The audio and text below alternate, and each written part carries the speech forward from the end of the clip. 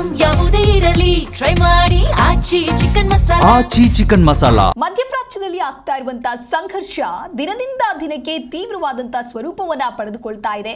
ಮೊದಲನೆಯ ಹಂತದ ಸಂಧಾನ ಮಾತುಕತೆ ವಿಫಲವಾದ ಬೆನ್ನಲ್ಲೇ ಇದೀಗ ಮತ್ತೊಂದು ಸುತ್ತಿನ ಸಭೆಯನ್ನ ಮಾಡುವಂತಹ ಸಾಧ್ಯತೆಗಳಿದೆ. ಅಮೆರಿಕ ಇರಾನ್ ಸಂಧಾನಕ್ಕೆ ಮತ್ತೆ ಯತ್ನಿಸಲಾಗ್ತಾ ಇದೆ. ಎರಡನೇ ಸುತ್ತಿನ ಮಾತುಕತೆಗೆ ಪಾಕಿಸ್ತಾನ ಪ್ರಯತ್ನಿಸ್ತಾ ಇದೆ. ಸಂಧಾನಕ್ಕೆ ಪಾಕಿಸ್ತಾನ ಎರಡನೇ ಬಾರಿ ಮಾಡ್ತಾ ಇರುವಂತಹ ಪ್ರಯತ್ನ ಇದು.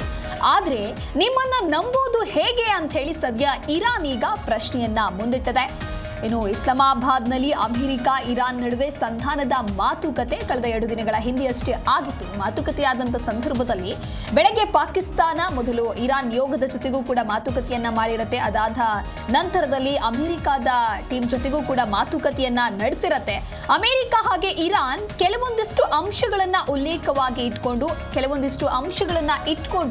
ಮಾತುಕತೆಯನ್ನ ಮಾಡುವುದಕ್ಕೆ ಮುಂದಾಗಿತ್ತು. ಆದ್ರೆ ಆ ಸಂಧಾನ ಮಾತುಕತೆ ಎಲ್ಲವೂ ಕೂಡ ವಿಫಲವಾಗಿತ್ತು. ವಿಫಲವಾದಂತಹ ಬೆನ್ನಲ್ಲೇ ಇದೀಗ ಮತ್ತೆ ಅಮೆರಿಕ ಇರಾನ್ ಸಂಧಾನಕ್ಕೆ ಯತ್ನಿಸ್ತಾ ಇದೆ.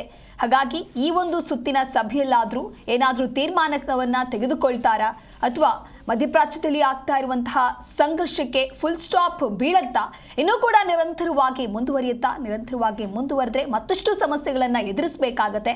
ಒಟ್ಟಾರೆಯಾಗಿ ಇದೀಗ ಎರಡನೇ ಸುತ್ತಿನ ಮಾತುಕತೆಯತ್ತ ಎಲ್ಲರ ಚಿತ್ತ ಇದೆ. ಸಂಧಾನಕ್ಕೆ ಪಾಕಿಸ್ತಾನ ಎರಡನೇ ಬಾರಿ ಮಾಡ್ತಾ ಇರುವಂತಹ ಪ್ರಯತ್ನ ಇದು. ಇನ್ನು ಲೆಬನಾನ್ ಮೇಲೆ ಇಸ್ರೇಲ್ ದಾಳಿಯನ್ನ ನಿಲ್ಲಿಸಬೇಕು, ಇಮಿಡಿಯೇಟ್ ಕದನ ವಿರಾಮವನ್ನ ಮಾಡಬೇಕು ಅಂತ ಹೇಳಿ ಮೊದಲ ಸುತ್ತಿನ ಮಾತುಕತೆ ಆಗೋದ್ರ ಮೊದಲೇ ಇರಾನ್ ಈ ರೀತಿಯಾಗಿ ಉಲ್ಲೇಖವನ್ನ ಮಾಡಿತ್ತು. ಹಾಗೆ ಇದಕ್ಕೆ ಸಂಬಂಧಪಟ್ಟಂತೆ ಮತ್ತೊಂದು ಬ್ರೇಕಿಂಗ್ ಅಪ್ಡೇಟ್ ಲಭ್ಯವಾಗ್ತಾ ಇದೆ. ಹಾರ್ಮುಜ್ ಜಲಸಂಧಿಗೆ ಅಮೆರಿಕ ದಿಗ್ಬಂಧನ ಹಾಕಿದೆ. ಹಾರ್ಮುಜ್ ಅನ್ನ ಈಗ ಭಾರತದ ಮತ್ತೊಂದು ಹಡಗು ದಾಟಿದೆ. ದಿಗ್ಬಂಧನದ ನಡುವೆನೂ ಕೂಡ ಹಾರ್ಮುಜನ್ನ ಹಡಗು ದಾಟಿ ಬಂದಿದೆ. ಸುರಕ್ಷಿತವಾಗಿ ಹಾರ್ಮುಜನ್ನ ಭಾರತದ ಶಿಪ್ ದಾಟಿದೆ.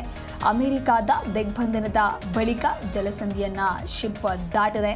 ಈಗಾಗಲೇ ಸಾಕಷ್ಟು ಹಡಗುಗಳು ಹಾರ್ಮುಜ್ ಮಾರ್ಗವಾಗಿ ದಾಟಿ ಬಂದಿದೆ. ಅದರಲ್ಲೂ ಕೂಡ ಇಷ್ಟೆಲ್ಲ ಬೆಳವಣಿಗೆಗಳಾಯಿತು. ಇನ್ನು ಹಾರ್ಮುಜ್ ಜಲಸಂಧಿಗೆ ಅಮೆರಿಕ ದಿಗ್ಬಂಧನ ವಿಧಿಸಿದ ನಂತರದಲ್ಲಿಯೂ ಕೂಡ ಅಮೆರಿಕದ ಕಂಟ್ರೋಲ್ನಲ್ಲಿ ಇರುವಂತಹ ಸಲುವಾಗಿಯೂ ಕೂಡ ಆದರೂ ಈಗ ಭಾರತದ ಮತ್ತೊಂದು ಹಡಗು ಕೂಡ ಅಲ್ಲಿ ದಾಟಿದೆ ಅನ್ನುವಂಥ ಮಾಹಿತಿ ಸಿಗ್ತಾ ಇದೆ. ಯಾವುದೇ ರೀತಿಯಾದಂಥ ತೊಂದರೆ ಇಲ್ಲ, ಸುರಕ್ಷಿತವಾಗಿ ಹಾರ್ಮುಜನ್ನು ಭಾರತದ ಶಿಪ್ ದಾಟಿದೆ.